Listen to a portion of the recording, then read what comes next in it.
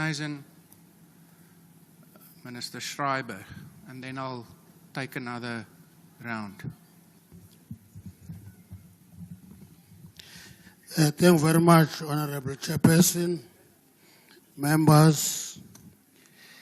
I just want to object to one thing. Identity crisis can lead to depression.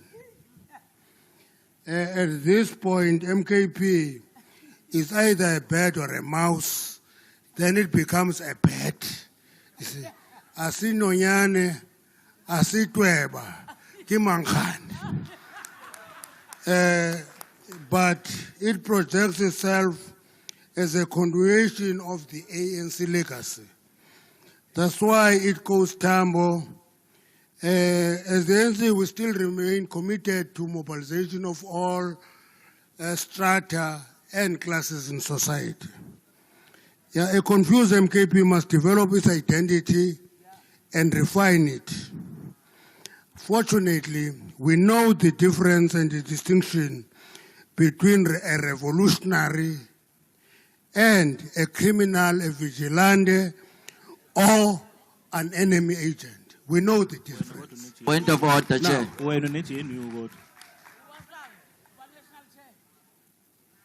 Point of order, Chair. Yeah, I see no hand.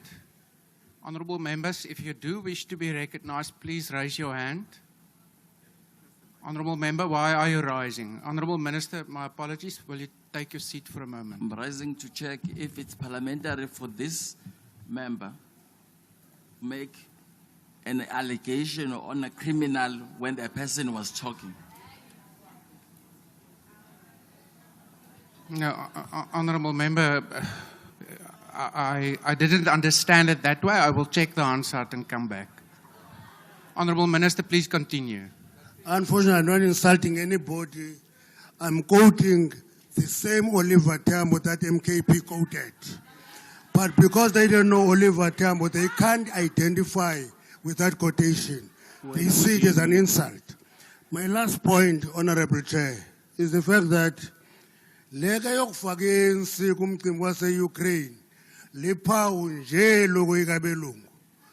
Noyikabelungu nibasimilisa ngathi. Phumani kuloo nto, siyanicela. Thank you. The next Minister recognized is the Honourable Steenhuisen. Thank you very much, House Chair.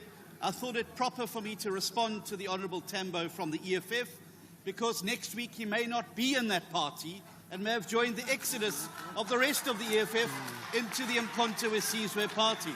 But let me just say this, that I'm not surprised that the Honourable Tambo and the EFF don't like public-private partnerships. I'm not surprised they don't like communities standing up and doing things for themselves, because their philosophy as a political party is that the big clunking fist of state must do everything for everybody, and unless you rise collectively, none shall rise at all.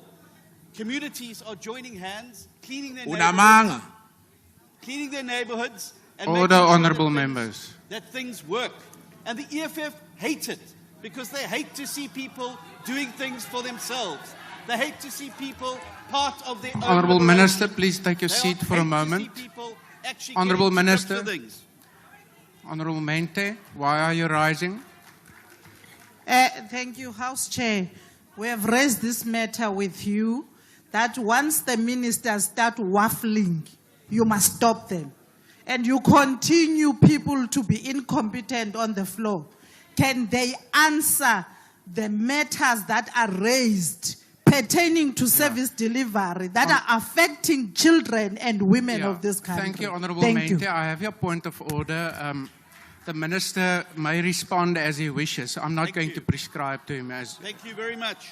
They hate to see people doing things for themselves, and they would rather see people languishing in terrible neighborhoods with terrible service delivery than us bringing people together to join together. I then want to respond to the member from MK about the Ukraine. And I agree with the Honourable Mantashe. Clearly you're learning your history from the wrong places. Don't believe everything that Ubaba Kaduduzane tells you. The real Umkhonto weSizwe, you would know, Joe Medici took them for training in Odessa, which is in the Ukraine. So please go and understand your history before you come here and pretend to be Umkhonto we Sizwe when you know nothing about the real Umkhonto we Sizwe and its contribution in the country. Thank you.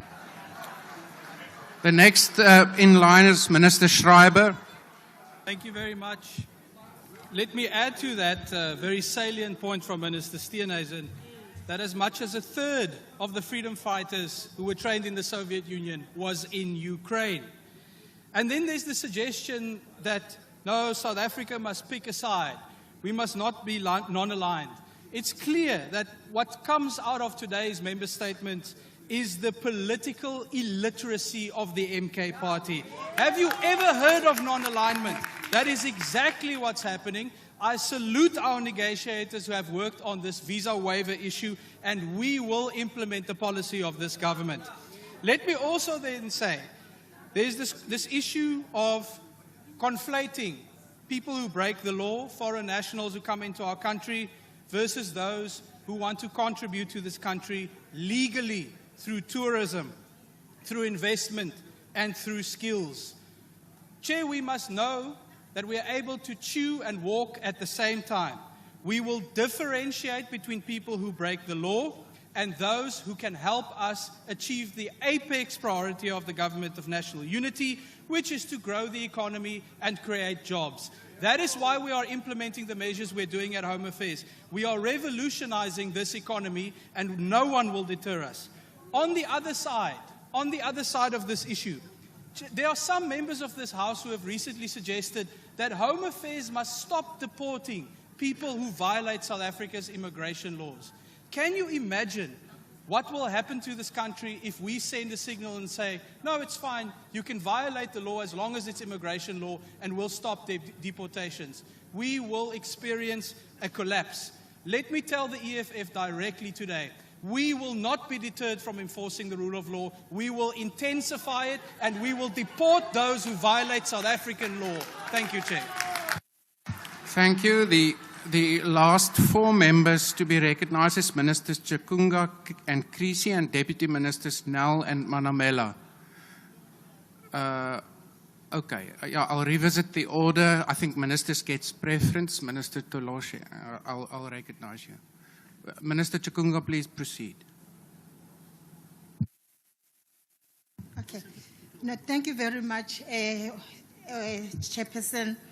We agree with the Honourable Member of the IFP on the issue regarding the abuse of alcohol, which we believe it is a problem. It is responsible for many social ills, including parents giving birth to children with fetal alcohol syndrome, children growing up without proper socialization, alcohol abuse being associated with gender-based violence and femicide. It is also true, research is proving that. People being killed on the roads due to drunken driving, and therefore the list is endless. The consequences of abuse of alcohol are dire. Indeed, as public representatives, religious leadership, traditional leadership, civil society, private sector, and every one of us have a role to ensure that we discourage the abuse of alcohol. And of course, we run campaigns in our churches and everywhere we go in order to remember that every social drinker, in fact, every alcoholic was once a social drinker, and therefore we don't take things for granted. It is a problem in our country. I thank you very much.